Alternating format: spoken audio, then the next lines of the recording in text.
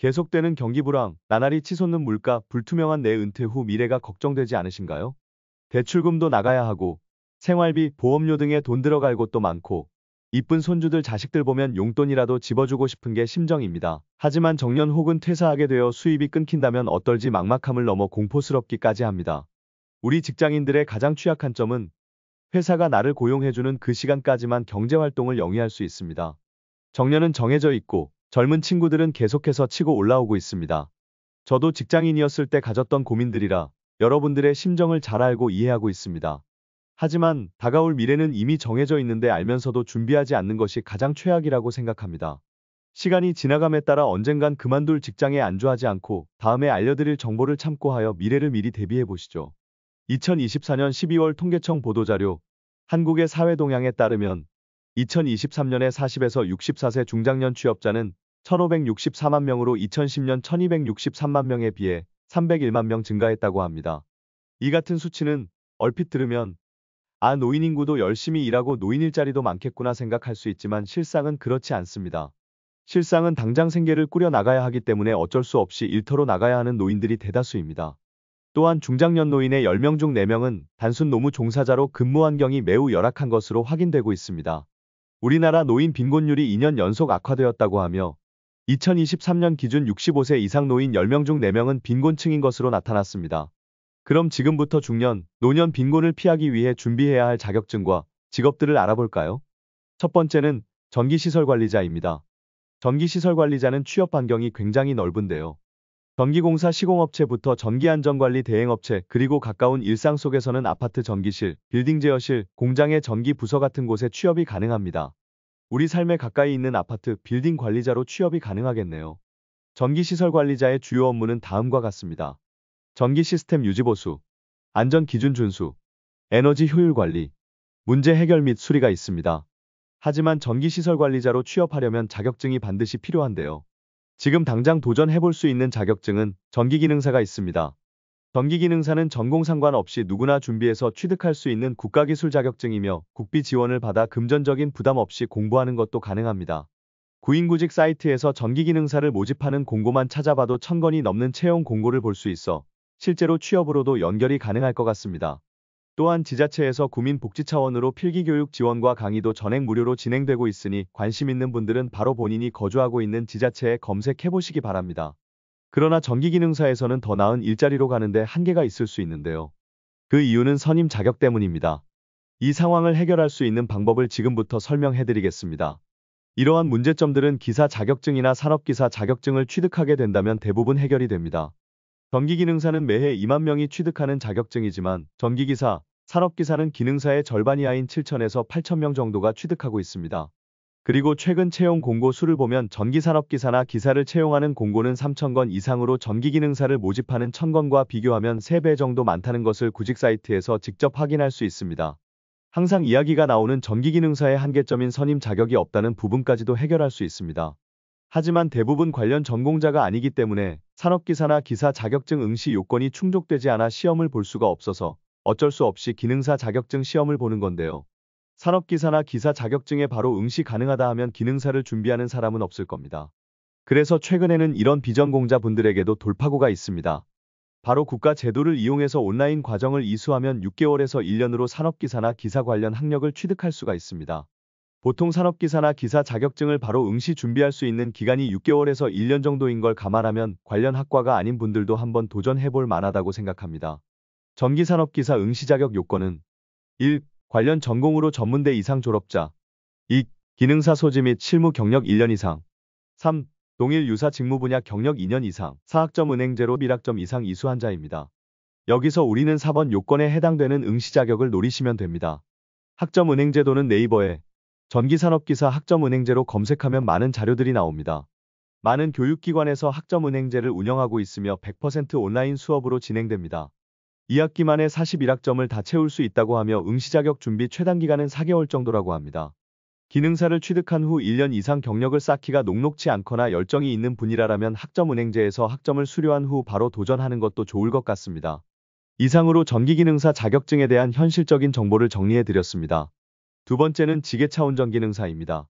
2022년 워크넷 채용 공고 분석 중 우대 요건이 가장 많았던 자격증은 지게차로 21,553건으로 1등을 차지했습니다. 채용 공고 전체의 28%에 해당하는 수치입니다. 지게차 운전기능사는 각종 생산 현장, 창고나 부두 같은 곳에서 적재하여 운반을 위해 지게차 운전이 가능한 운전자를 필요로 합니다. 대형 마트나 물류센터, 가구, 식료품, 운동기구 등 어떤 상품을 다루는지와는 상관없이 모든 물류센터에 취업이 가능합니다. 그래서 구인 공고도 정말 많은 편입니다. 또 자격증 취득 난이도가 그리 높지 않은 편이라서 경력이 없어도 취업할 수 있는 곳이 많습니다. 특히 쿠팡 같은 물동량이 많은 기업이 타겟입니다. 쿠팡 물류센터 같은 경우 연차 사용도 자유롭고 직원 대우가 좋다고 하더라고요. 인력도 채용도 자주 있다고 합니다. 다만 취업 테스트가 까다롭다고 하니까 어느 정도 능숙해지시면 지원해 보시는 것도 좋을 것 같습니다. 지게차 운전 기능사 자격증을 취득하는 방법은 필기시험과 실기시험으로 이루어져 있는데 필기시험은 100점 만점에 60점 이상을 받으셔야 하고 실기시험은 시험장에 설치되어 있는 화물을 운반한 후 출발 전 장비 위치로 돌아오는 시험으로 4분간 이루어진다고 합니다.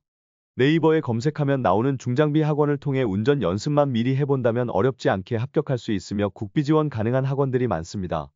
또한 유튜브 및 인터넷상의 50대의 기존에 하던 일을 그만둔 후 지게차 운전기능사를 취득하여 제2의 직업이 생겨 꽤나 만족스러워하는 반응이 많습니다. 세 번째 추천 직업은 요양보호사입니다. 추천 직업이자 자격증명이 소개되었네요. 우리나라는 빠르게 초고령화 사회로 접어들고 있습니다.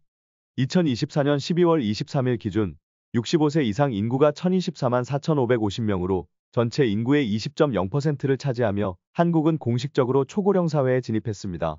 한국은 고령사회 14%에서 초고령사회 20%로 진입하는데 약 7년이 소요되었습니다. 이는 다른 OECD 국가들에 비해 매우 빠른 속도로 일본의 11년보다도 빠릅니다. 이러한 수치들은 나라가 고령화 사회를 과제로 인식하게 되며 나라의 방방곡곡에 노인을 위한 시설과 정책 자금을 쏟아부을 것입니다.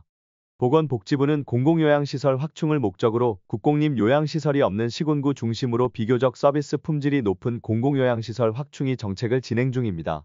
또한 노인요양시설 총 6,312개소 중 국공립시설 비중은 1.8%에 불과 타 선진국에 비해 부족한 것이 실정입니다. 유휴부지 폐교, 기부 체납 등을 활용하여 설립 부지를 확보한 지자체의 시설 신축, 건립 비용 우선 지원하며 그에 따른 요양보호사 인력을 투입할 예정입니다. 이처럼 노인돌봄 인력은 일자리 전망이 밝습니다.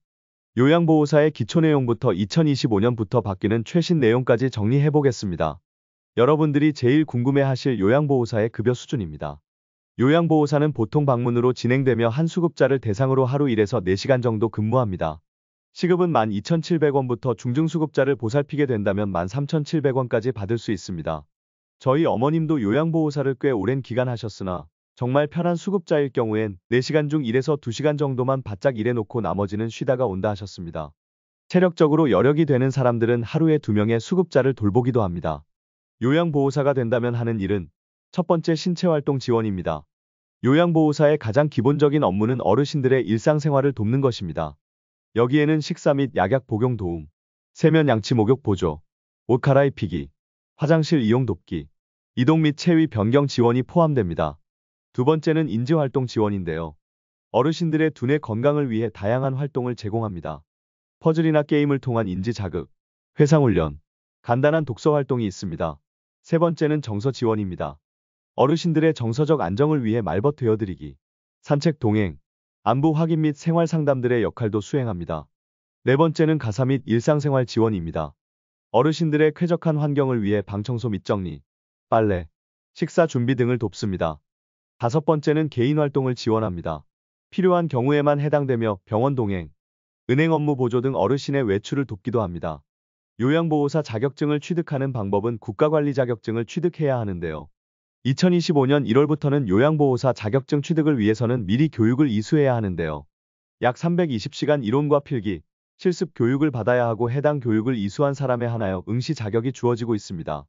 자격증을 취득하기 위한 시험 일정도 궁금하실 텐데요.